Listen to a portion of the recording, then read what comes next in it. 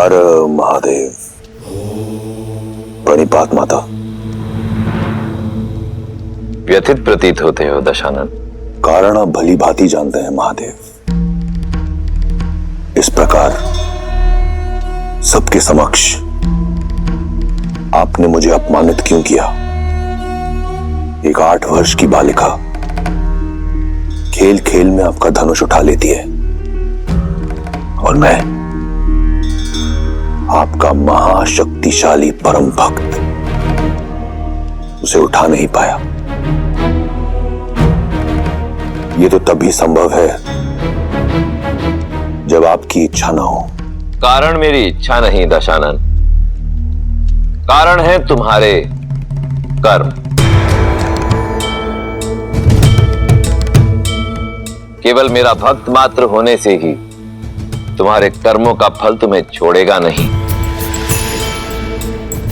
अभी भी समय है, अपना मार्ग बदल लो। अपनी असीम शक्ति और संपत्ति का उपयोग संसार के हित के लिए करो। इस संसार से मुझे कुछ नहीं मिला महादेव।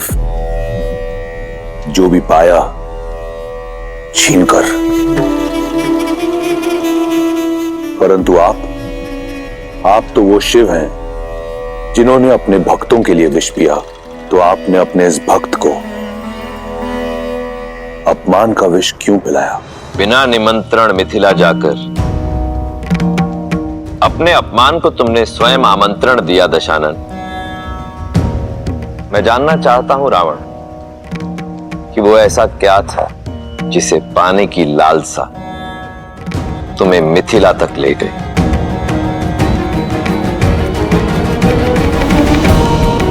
लालसा आपका पावन धनुष पिनाक पाने की थी। केवल धनुष, कुछ और नहीं?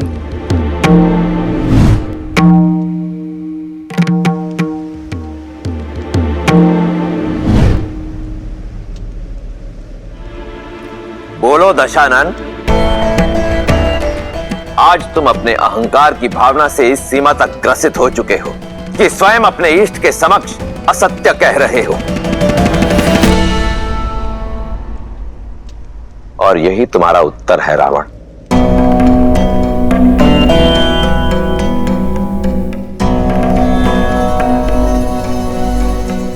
सीता ने उस धनुष को उठाया क्योंकि उसके हृदय में आभार था, कामना नहीं। और तुम उसी धनुष को नहीं उठा पाए क्योंकि तुम्हारे हृदय में अहंकार था, भावना नहीं। तुम अत्यंत सौभाग्यशाली हो लंकापति कि तुम्हारे पास मंदोदरी जैसी पतिव्रता पत्नी है,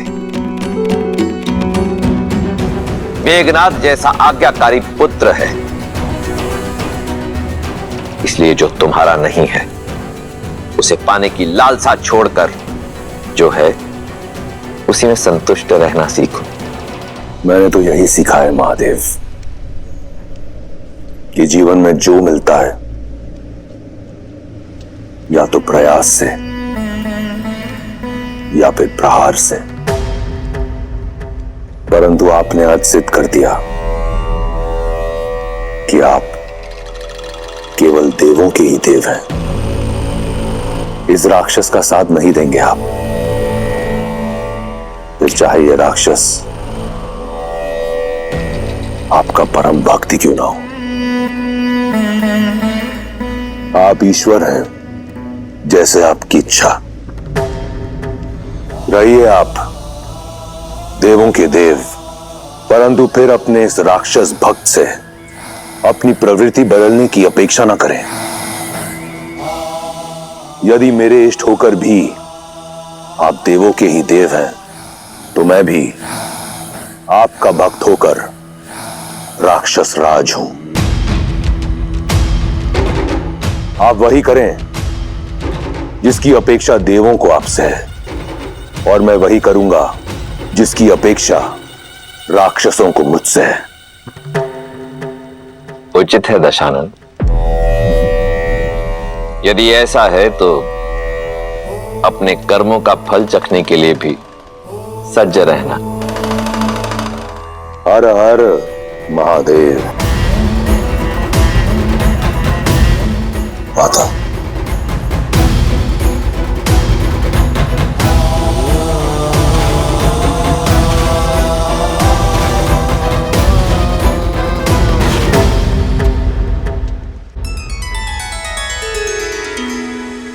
रावण का क्रोध तो देख लिया, अब राम और सीता का प्रेम भी दिखा दीजिए। बताइए ना, विश्वामित्र राम को लेके जनकपुरी कब जाएंगे? कब होगा उन दोनों का मिलन? जब समय आएगा तब ऋषि विश्वामित्र का मार्ग मिथिला की ओर जाएगा। लक्ष्मण, गुरुवर की आगे की यात्रा के लिए भी सज्ज हो। भैया, मुझे ऐसा प्रतीत होता है कि गुरुदेव आपको किसी महत्वपूर्ण कार्य के लिए सज्ज कर रहे हैं, अत्यंत महत्वपूर्ण। सही कहा लक्ष्मण, उनके हर कर्म के पीछे उद्देश्य होता ही है। अब उनकी इच्छा क्या है ये तो मैं नहीं जानता भैया, पर मेरी इच्छा है कि कदाचित मैं मिथिला नगरी भ्रमण कर पाता, देख पाता वहां का सौंदर्य और विशेषतः वो शिव धनुष। कितना अच्छा होता ना भैया। इच्छा तो मेरी भी यही है लक्ष्मण। आज हम यहीं विश्राम करेंगे राम। जो आज्ञा गुरुदेव। जो आज्ञा करते। अब जब यहाँ विश्राम कर ही रहे हैं तो तुम जाकर मिथिला नगरी देखा राम। जहां विश्राम करते हैं वहां की लोक संस्कृति जानने से ज्ञानवर्धन होता है।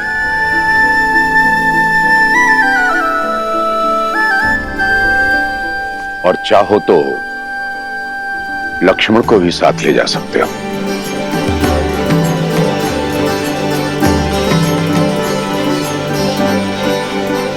कब चलना है लक्ष्मण? अभी इसी क्षण, तुरंत। कौन जाने कब अपना विचार बदल लें गुरुदेव। आइए आइए।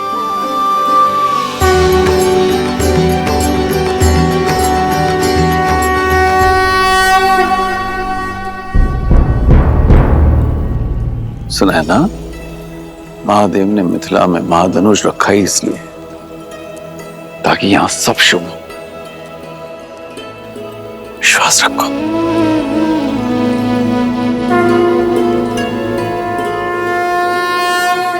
महाराज, कुछ सेवकों ने ब्रह्म ऋषि विश्वामित्र जी को दशरथ पुत्रों के साथ मिथिला में देखा है। वे सभी नगर के बाहर आम्रकुंज में ठहरे हुए हैं।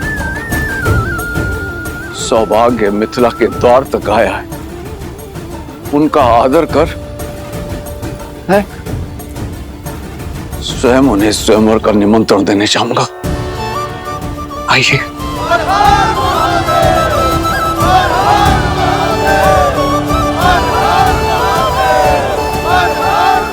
मैथिली जब विवाह करके चली जाएगी तो इस मिथिला को कौन संभालेगा? मिथिला और मैथिली दोनों को महादेव ने संभाला है, आगे भी संभाल लेंगे। महालक्ष्मी जैसा दिव्य स्वरूप आया है पुत्री। प्रार्थना करती हूँ कि नारायण जैसा दिव्य वर मिले तुम्हें।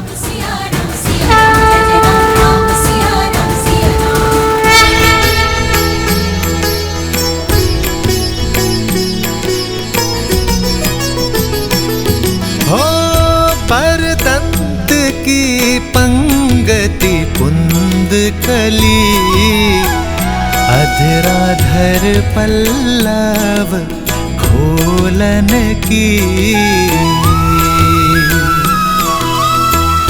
चपला चमके घन बीच जागे, छवि मोतिन माल मोलन की।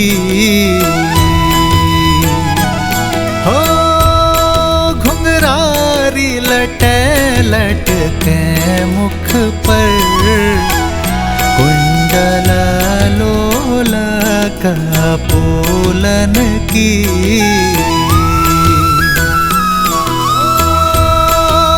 छावरी प्राण करे तुलसी, बलि जाऊं ललायन बोलन की।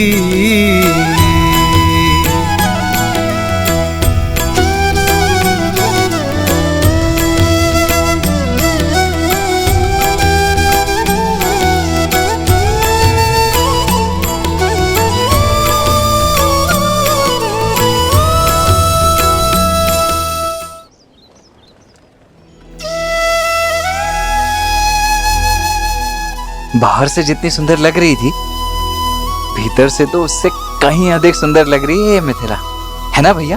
हाँ लक्ष्मण, मिथिला का सच्चा सौंदर्य यहाँ के लोगों की सोच और संस्कृति में ज्ञान का गढ़ है ये नगर।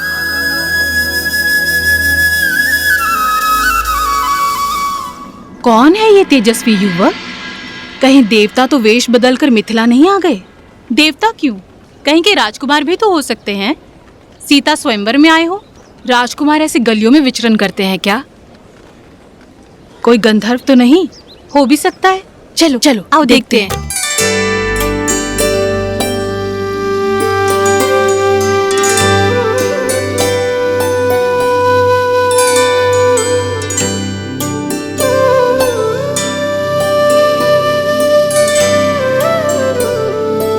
भैया, वो स्त्रियां दिख रही हैं। मुझे ऐसा प्रतीत हो रहा है कि वो हमारा पीछा कर रही है, परंतु क्यों? स्वयंवर का वातावरण है लक्ष्मण। हो सकता है तुम में अपनी पुत्रियों का वर ढूंढ रही हैं। फिर तो पहले आप पकड़े जाएंगे भैया। ज्येष्ठ भ्राता का विवाह पहले होता है। लक्ष्मण, यहाँ ज्येष्ठ कौन है कोई नहीं जानता। आप मुझे भयभीत करने का प्रयास कर रहे हैं। जाइए, मैं आपसे बात नहीं। लक्ष्मण आओ। अब तक समझ में नहीं आ रहा ये राजकुमार है या मनुष्य के वेश में कोई देव। एक उपाय है, हम इन्हें अपनी ये मिठाइयाँ और ये सामान बेच देते हैं। मूल्य चुकाने के लिए इन्हें धन देना होगा। यदि इन्होंने धन दिया तो ये राजकुमार है, और यदि इनके पास धन नहीं हुआ तो फिर तो ये देवता हैं, देवता। चलो।